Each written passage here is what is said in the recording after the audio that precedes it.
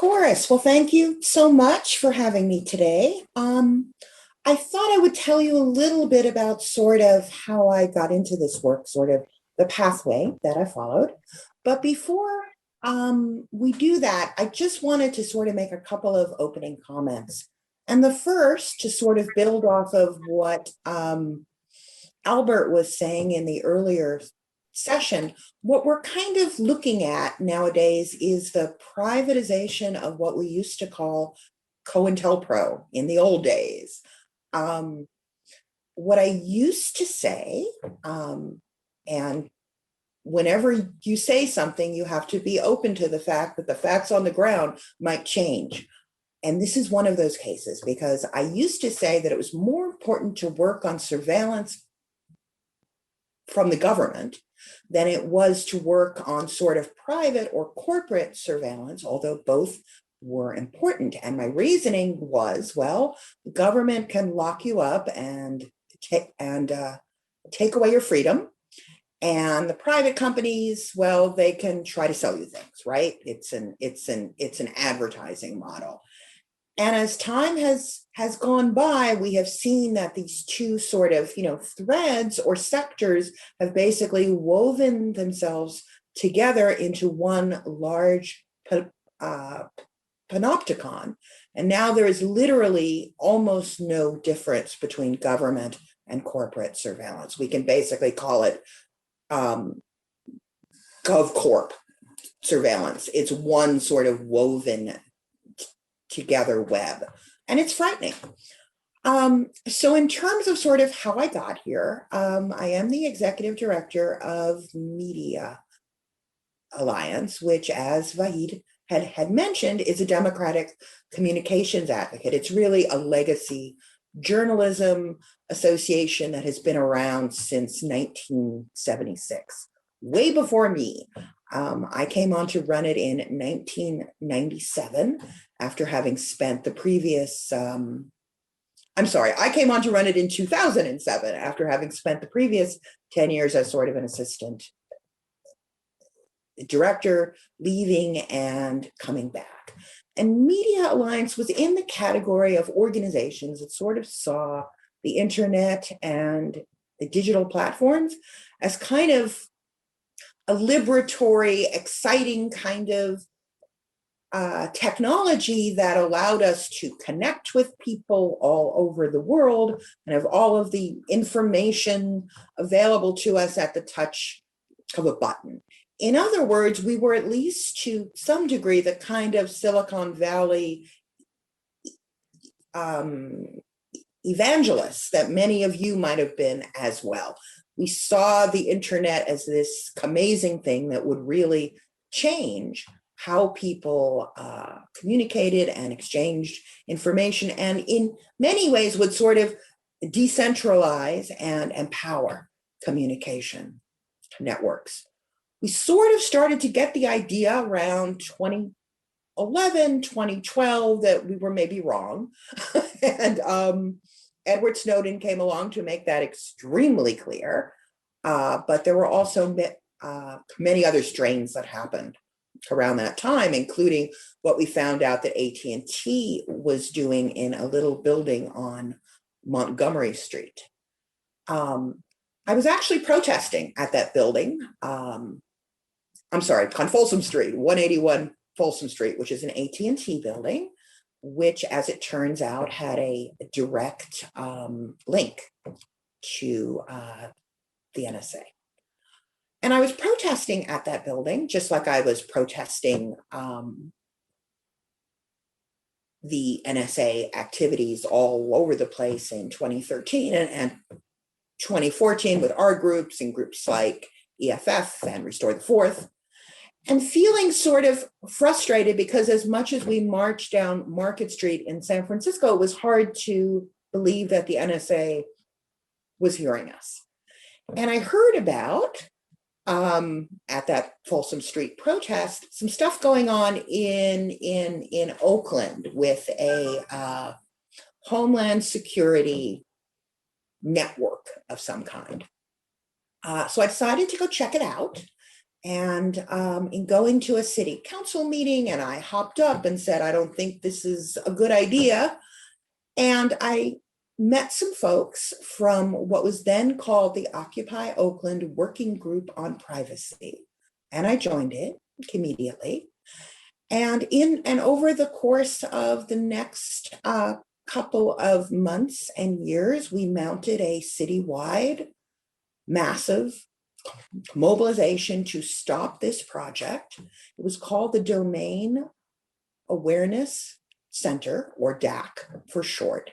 And what it basically was is what we call in surveillance activism a really clear example of mission creep. It had started out as a kind of a port security project, but somehow over the course of a number of years, totally behind the scenes, it had morphed into a network that would run throughout Oakland's flatlands. And if you are familiar with Oakland, it is a city that has flat areas, and it has areas that we call the hills, and there are significant economic and demographic and racial differences between who lives in the flatlands and who lives in the hills. So this sort of flatlands domain awareness center would include outdoor microphones, closed circuit cameras, automated license plate readers, and all of these devices would feed into what you would basically call a mini fusion center, which was an emergency operations center that was basically going to be sort of tanked up with the kind of information analysis software that Palantir is now famous for. Basically, it brings information in layers and sort of analyzes it so quickly that you end up with a pretty complete profile of, well, everybody that lives in Oakland. It was a terrifying project.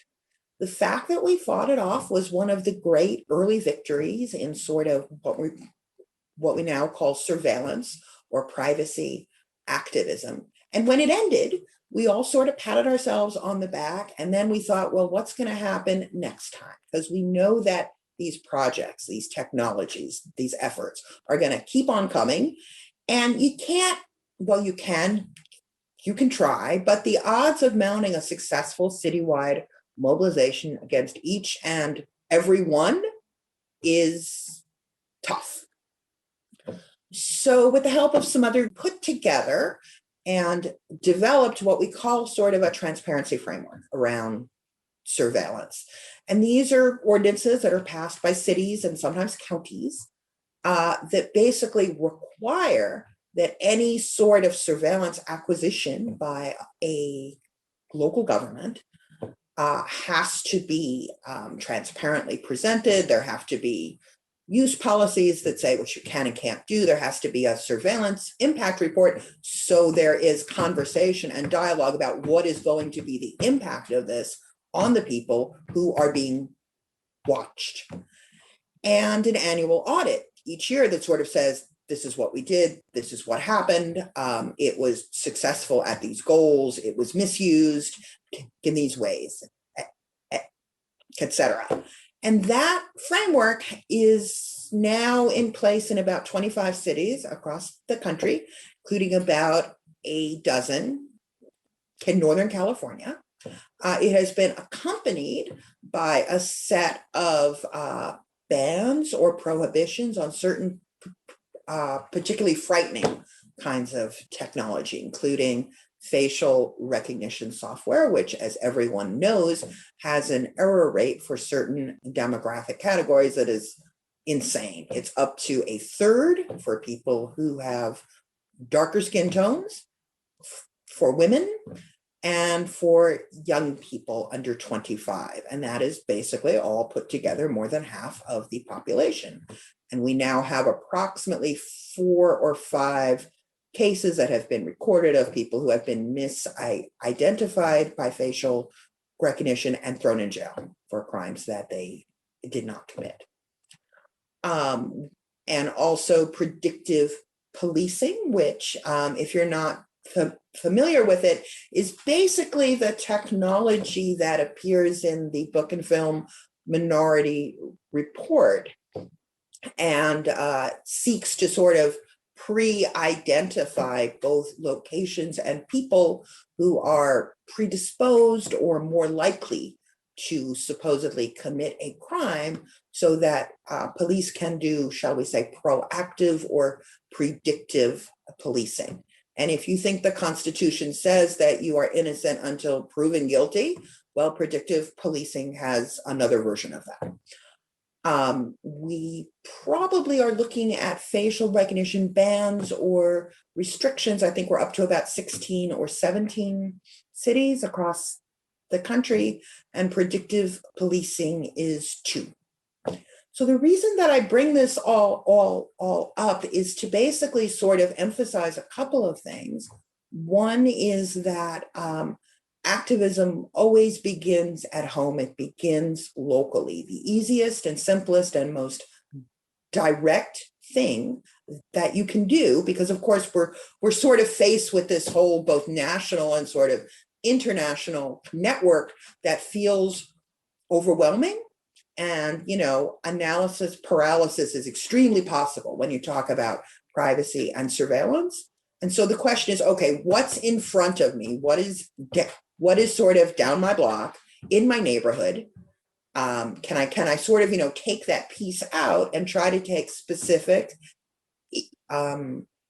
effective action right here at home with my neighbors and in my town, and sort of have a certain amount of confidence that if you do that, the reverberations and the impact will go much further than you think. Because in the end, surveillance activism began with a handful of people who took local action in their town.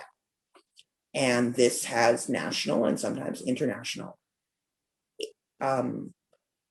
impacts, because it makes sort of case studies for the fact, yes, we can do something about this. No, privacy is not necessarily dead.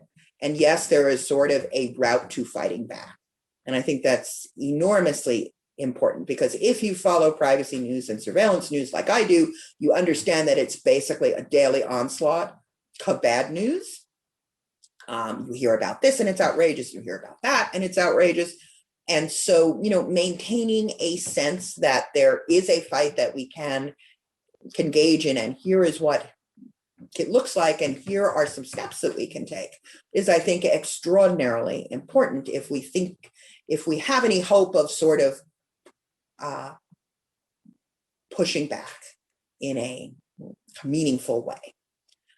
And the second part, and, you know, part of the reason that government surveillance is a useful sort of inroad here, in addition to the fact that it is sort of, you know, locally generated and it's right here, and these are the folks whose offices you can walk into, because, you know, Occupy the NSA was never a realistic plan.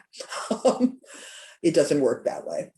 But in addition, as I said earlier, we have this interweaving where the government has become increasingly reliant on private vendors, not only to sort of provide the technology, but in many cases to kind of store the data, analyze the data, and essentially do the work of the surveillance for the cops and for the law enforcement structures. Therefore, if we sort of want to impact the role that big tech is playing, going through the government option, which provides at least a certain amount of mandated transparency. We have Public Records Acts, we have FOIA. We don't have these things for private companies. Sort of, you know, lets us have an impact on the private surveillance market, because governments, local governments especially, cops in particular, are one of the biggest expanding marketplaces for these kinds of services, and even privatized services, like, for example, Ring cameras by Amazon, or the kinds of automated license plate readers that are now being sold to homeowners associations, like by Flock Safety, which is the new entrant into the license plate reader market. These have sort of, public impacts, and they have collaborative relationships with local law enforcement that we can impact from the sort of government side. We can, for example, pressure local governments not to collaborate with Ring, not to sign agreements. We can bring up homeowner association actions and talk about the ways that cities should engage with these organizations in their cities. So it gives us sort of a way in, because of course, when you're dealing with private companies, you only have a couple of tactics, and there are some, and there are things that we can learn here from the sort of the corporate pressure movements, which have been active in sort of environmental issues and, financial or fintech issues, which is that private companies sometimes can be shamed, sometimes, but not always. They can certainly suffer from negative PR. They can certainly be approached via what we call shareholder resolutions, which is when someone who owns shares in a company brings up a proposal that the company should do X or Y at a shareholders meeting. And these are all tactics that have been tried, and they have some limited effectiveness. But in the end, private companies are about profits. And if you can't come up with a way that will have a negative impact on their profits, it is somewhat unlikely that you'll get much traction, because in the end, they have one clear mission, and that is to increase profits for shareholders. And basically, that's it. Government gives you the opportunity to, shall we say, engage politics, which is always the complex scenario of, if you do Y, will people vote for you? Or if you do X, will people not vote for you? And part of our work as a movement is to create a constituency of voters for whom privacy is something that will impact who they vote for and who they don't vote for. And that is a long-term project.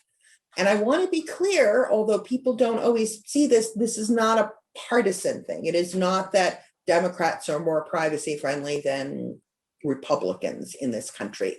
We have often seen that it crosses political lines in some very strange and surprising ways, and that often the Democratic Party can be one of the biggest obstacles to meaningful civil rights and privacy protections. So again, it's partially about being a privacy voter, not a red voter or a blue voter or whatever, and basically just placing this in the list of things that will impact who you can support and who you can't support, and making that viable and sort of, tangible going forward. And I think we are in the very early stages of that, but it is something that is kind of starting to happen, and it's exciting. And again, as we build power on the local level, we can start to kind of demonstrate what that looks like and what the consequences will be for basically buying into the panopticon on an ongoing basis. That politicians will be called out, and in the end, they will not retain their seats. That's my hope, anyway.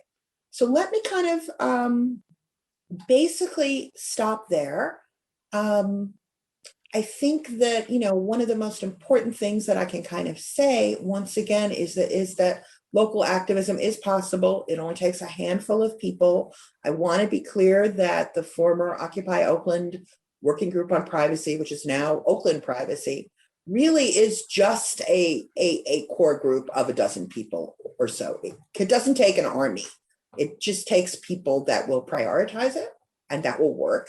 And, we have a mailing list now of a couple thousand people, and we have a core or a core organizing list of about 200, 250 that we've built up over time. But the reality is that when the shit hits the fan, as it were, it's basically 10 or 12 people in a room, and it always has been. And that privacy activism can look like that, and it does look like that.